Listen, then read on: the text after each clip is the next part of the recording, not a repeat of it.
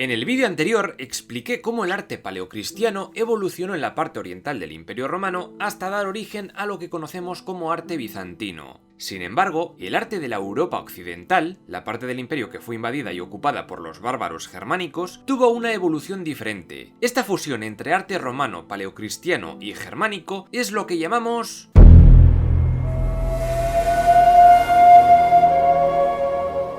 Situémonos en el contexto histórico. A lo largo de todo el siglo V después de Cristo, los pueblos germánicos del norte habían ido poco a poco invadiendo la Roma occidental hasta que, en el año 476, este imperio romano cayó definitivamente. De todo este embrollo de culturas va a surgir el arte prerrománico, un arte medieval cuya influencia se va a dejar sentir durante 5 siglos, del V al X, hasta la mitad de la Edad Media más o menos, lo que solemos conocer como Alta Edad Media. No va a ser un arte homogéneo, de hecho no es ni siquiera un estilo movimiento, es un término paraguas para englobar a todo el arte random que salió de estos reinos germánicos. Pero ojo, sí que tuvieron elementos comunes, como temática religiosa, la planta basilical, los arcos de medio punto, órdenes clásicos, mosaicos y frescos en el interior. Y a todo esto habría que añadir elementos naturales zoomórficos, es decir, con forma de animales, y también de plantas y geométricos, que eran más propios de los pueblos germanos, sin contar con los influjos bizantinos como la planta de cruz griega y los arcos de herradura. Aunque eso sí, sus obras nunca tuvieron la grandilocuencia del arte clásico, debido sobre todo a la pobreza de materiales y de los procesos constructivos. En gran parte de los edificios se usó mampostería y sillarejo, que son como piedras poco perfiladas. Más adelante ya se usarán ladrillos y sillares bien lisitos.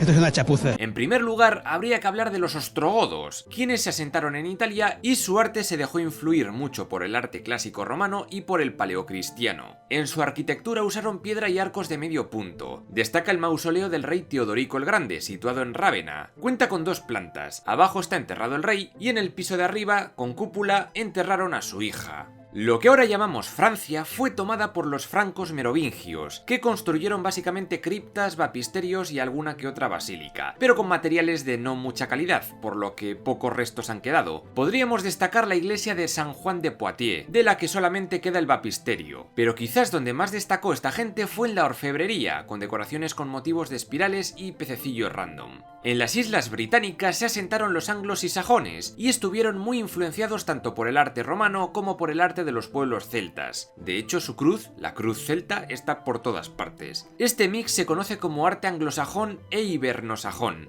Sus primeras iglesias estuvieron hechas con madera, pero pronto se pasaron a la piedra. Es famosa la antigua basílica de Canterbury, que tras varias reconstrucciones, ahora presenta un estilo gótico inglés. También son importantes las miniaturas que dibujaban en los códices y evangeliarios, como el libro de Kells o los de Lindisfarne. Otra cosa importante fueron sus tesoros funerarios, es decir, el ajuar con el que enterraban, por ejemplo, a sus reyes o guerreros más famosos, como es el caso del ajuar de la tumba de Saturn Hu, datado del siglo VII.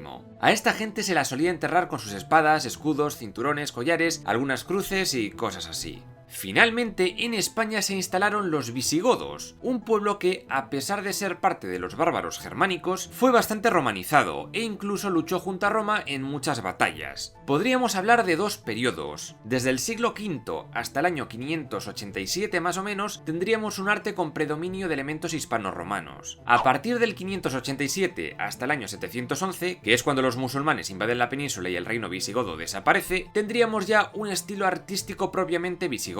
Aunque no han quedado muchas de sus edificaciones, vamos a ver algunos ejemplos. En Palencia tenemos la iglesia de San Juan de Baños de Cerrato, del año 661, con planta de cruz latina, 3 naves y 3 ábsides cuadrangulares separados. Como veis, se usaban bloques de piedra muy tochas, en sillares, que eran piedras labradas por sus 6 caras, por lo que estas construcciones no van a poder tener ventanas grandes y su interior era muy oscuro. En Orense tenemos la iglesia de Santa Comba de Bande, esta con planta de cruz griega pero prolongada con un ábside, una capilla lateral y un pórtico. En el crucero de su planta encontramos una bóveda de aristas sobre un cimborrio, que es la torrecilla esta, sostenida en 4 arcos de herradura. Gran parte de sus paredes fue decorada con pinturas de temática bíblica, muy del rollo paleocristiano. Otra con planta de cruz griega es la iglesia de San Pedro de la Nave, en Zamora, aunque después la ampliaron y ahora tiene una mezcla entre griega y basilical. Tiene un ábside cuadrangular en la cabecera y dos pórticos exteriores a los lados. De aquí son famosos los relieves visigodos en frisos o capiteles, con escenas bíblicas como Daniel en el foso de los leones o el sacrificio de Isaac. Lo típico va a ser la construcción en piedra y, ojo, importante es el arco de herradura visigodo, diferente al islámico, y por supuesto bóvedas de cañón y de arista. Las columnas con capiteles corintios o bizantinos van a estar de moda en estos años. Además se le va a añadir una pieza con forma de pirámide invertida llamada cimacio. En algunos podemos encontrar relieves historiados, que crearon usando la técnica de talla a bisel. Finalmente, en orfebrería tenemos piezas muy interesantes, puesto que a los visigodos se les daba bastante bien hacer joyitas. Algunas hechas con oro con incrustaciones de perlas, cristales de colores y piedras preciosas como zafiros o granates. Es famosa la corona votiva del rey Recesvinto, perteneciente al tesoro de Guarrázar, en Toledo, que era la capital del reino.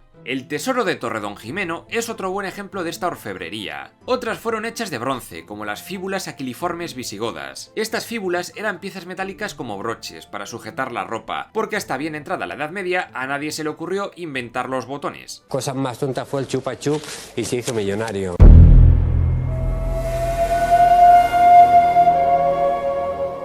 Tras la invasión de los árabes del califato Omeya en el año 711, todo cambió. El reino visigodo se fue a la porra, y la resistencia antiislámica resistió en el norte de la península ibérica creando el reino de Asturias. Por otro lado, en Francia, la dinastía merovingia fue sustituida por la de los francos carolingios. Fue en estos dos reinos donde se dio el máximo exponente del arte prerrománico. Empecemos primero por el arte carolingio. El fucking owner de este enorme imperio que apenas duró un suspiro fue, como no, Carlomagno. Ya sabéis, si queréis conocer su vida, arriba saldrá un enlace a su vídeo. Empezó a reinar hacia el año 786 y con él floreció un arte y una cultura basadas en el pasado romano, en el arte clásico y en la tradición bizantina. Esto fue llamado Renacimiento carolingio. En arquitectura se usó primero madera, destacan los típicos castillos francos, las motas castrales, pero luego empezaron con edificaciones más complejas hechas de piedra y ladrillo. Los castillos empezarían a dominar toda Francia. O palacios como el de Ingelheim en Maguncia, del que no ha quedado casi nada. Los templos fueron de planta basilical con 3 naves y 3 ábsides de testero plano. El testero era la pared opuesta a la entrada. Y también arcos de medio punto, columnas, y luego añadieron una movida llamada Westberg, o macizo occidental, un tipo de fachada rematada por 2 torres y una más pequeña en el centro, y que fue muy popular en la zona de la actual Alemania, que en aquel tiempo era parte del Imperio Carolingio. Se cree que el más antiguo podría ser el de la abadía de Corvey, en Westfalia, y dataría del año 850 o por ahí, aunque ahora presenta un estilo más barroco. De la misma época sería la abadía de Lorch, en el sur alemán, pero quedó en ruinas tras la Guerra de los 30 años y solo queda en pie su pórtico. Estas abadías o monasterios fue una novedad de la época y me centraré más en ellos cuando hable del románico. Con el tiempo se fueron añadiendo otros elementos que preludian el estilo románico, por ejemplo, el transepto sobresaliente, los ábsides continuos, el arco perpiaño, que es este de la foto, el deambulatorio, una prolongación de las naves laterales que rodean la capilla, o el pilar compuesto, que es más anchote y tiene varias columnas adosadas. Sin duda, la obra arquitectónica carolingia más conocida es el Palacio de Aquisgrán. Su capilla palatina estuvo inspirada en San Vital de Rávena y tiene una planta central octogonal y está cubierta por una gran cúpula que se apoya en 8 grandes arquerías. La tribuna o galería del piso superior solo estaba reservada para el emperador y su corte, y era allí donde estaba el trono de Carlomagno.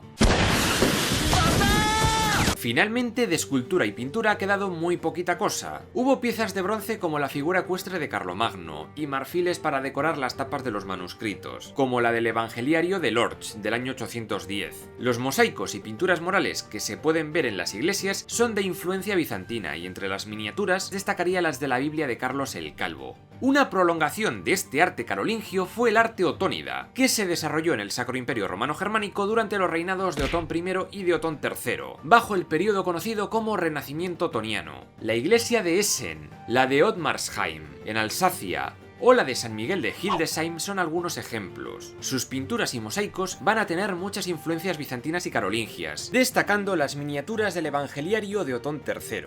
mientras en orfebrería es famoso el altar de oro de Basilea o la corona imperial del Sacro Imperio. De todas formas, este arte se va a acabar fundiendo con el arte románico hasta hacerlos prácticamente indistinguibles, así que en el próximo vídeo ya hablaré más de esto. Además, aparte del arte otónida, habría que mencionar el arte lombardo. Los lombardos eran un pueblo germánico que llegó tarde en el tema de las conquistas, pero hacia el 570 tomaron el norte de Italia, y en el 774 fueron conquistados por Carlomagno. La obra más característica de estos lombardos fue el templete lombardo u oratorio de Santa Maria in Valle, en Cividale del Friuli. Era de planta rectangular y con una bóveda de crucería. En su interior se pueden ver figuras de santos en estuco, que es una masa de yeso, cal y mármol, y también podemos ver techos adornados por frescos de influencia bizantina. Parece que también había mosaicos, pero los han robado.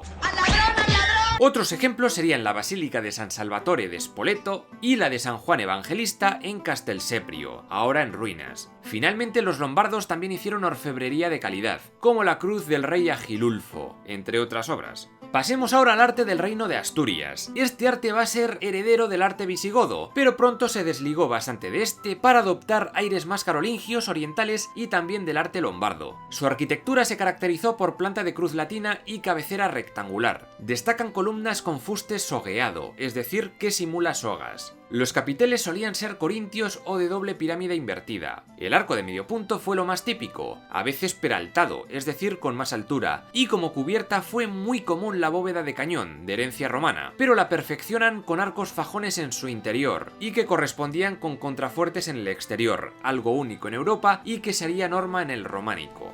Una de las primeras construcciones de este arte asturiano fue, por ejemplo, la Basílica de San Julián de los Prados, en Oviedo, de planta rectangular, con 3 naves, un gran arco separando el transepto y el presbiterio, y al fondo 3 ábsides que albergan capillas, más luego pórticos a los lados. Destacan además estas curiosas ventanucas con celosías, y sus pinturas murales de influencia romana. Las paredes de estas iglesias debían de estar pintadas por todos lados, pero poco se ha conservado hasta nuestros días. Hacia el año 842, con el rey Ramiro I, llega el periodo ramirense, el esplendor del arte asturiano, con edificios que intentan ser más verticales. Destaca Santa María del Naranco, que fue una aula regia o salón del trono de un conjunto palaciego que mandó construir cerca de Oviedo, de ahí que no tenga ábside, pero luego fue reconvertido en iglesia. Tiene 2 plantas, en la de abajo hay una larga bóveda de cañón, y el lugar podría haber servido como oratorio palatino. La planta de arriba, también con bóveda de cañón y arcos fajones, sería para la estancia del rey, situada en el centro, y para 2 miradores con columnas, una novedad del ramirense. En su interior podemos encontrar relieves relacionados con animales de influencia oriental, y también con esta influencia encontraríamos orfebrería como la caja de las ágatas, la cruz de los ángeles o la cruz de la Victoria, que a día de hoy está incluida en la bandera de Asturias.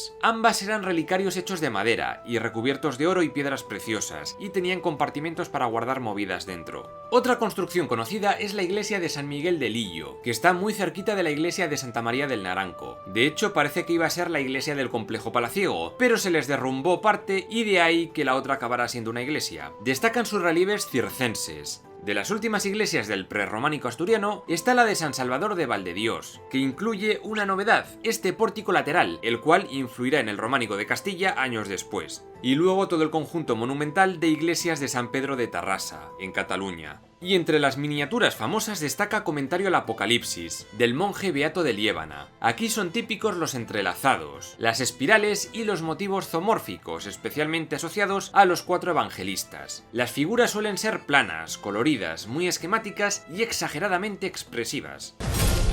Finalmente tendríamos el arte mozárabe, es decir, el realizado por los cristianos que vivían en zona musulmana dentro de la península. Del arte islámico hablaré otro día, pero digamos que el arte mozárabe mezclaba elementos típicamente islámicos con otros prerrománicos. Sus iglesias solían ser pequeñas, algunas con doble ábside, cúpulas gallonadas, que eran las que parecían gajos de naranja, y por supuesto el arco de herradura, pero más cerrado que el visigodo, y con dovelas policromadas y enmarcado en un alfiz que rodeaba el exterior del arco. Algunos ejemplos serían el monasterio de San Miguel de Escalada, en León, que destaca por su pórtico de 12 arcos de herradura, y por sus tejados con aleros salientes adornados con modillones lobulados, que son estas repisas de aquí, muy típico del arte islámico. Y otro sería Italia la iglesia de San Miguel de Celanova, en Orense. Hacia el año 1000 empieza la reforma de la abadía de Cluny, y fue aquí donde se siguieron por primera vez los patrones románicos, un estilo que trató de homogeneizar todo el arte cristiano de la Europa occidental. En el próximo vídeo lo conoceremos en detalle.